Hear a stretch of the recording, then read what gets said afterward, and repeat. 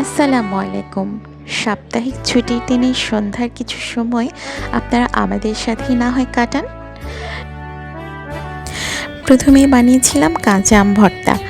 কাঁচা আম আমার মা কুচি করে কেটে দিয়েছিল, সেটাকেই কাসুন্দি, বিট লবণ, চিলি ফ্লেক্স আর নর্মাল লবণ দিয়ে হাত দিয়ে ভালো করে কচলিয়ে কাঁচা আমের ভর্তা বানিয়ে নিলাম।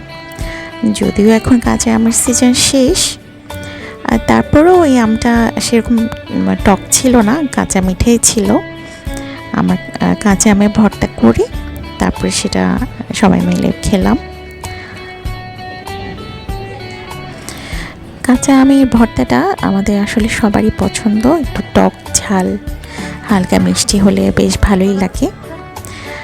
কাঁচা আমের ভর্তা ভালো করে মাখিয়ে তারপরে এই যে দেখুন ভর্তাটার এরকম ফাইনাল লুক হয়েছে, বাটিতে সার্ভ করলাম।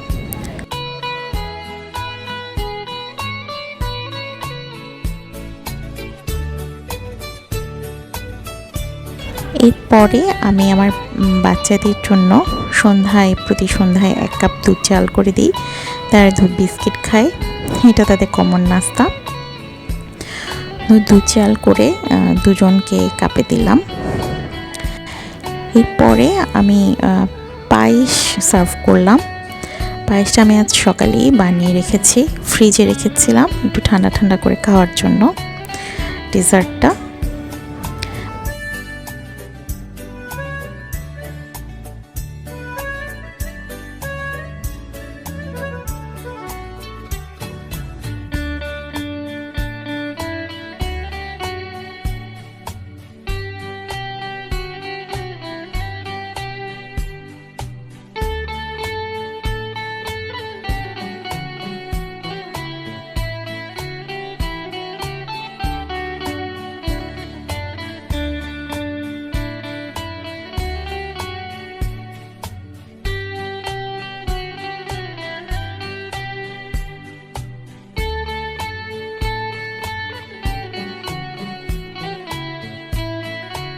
পায়েসের পরে এর পরে যেটা হয় যে চা না হলে তো আসলে সন্ধ্যার নাস্তাটা পরিপূর্ণ হয় না।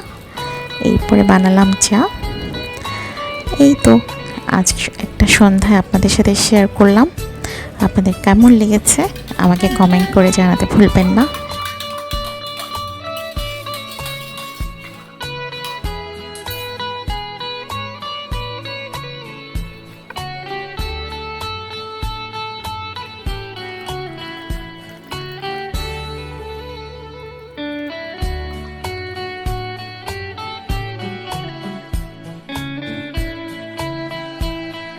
ধন্যবাদ আপনাদের সবাইকে।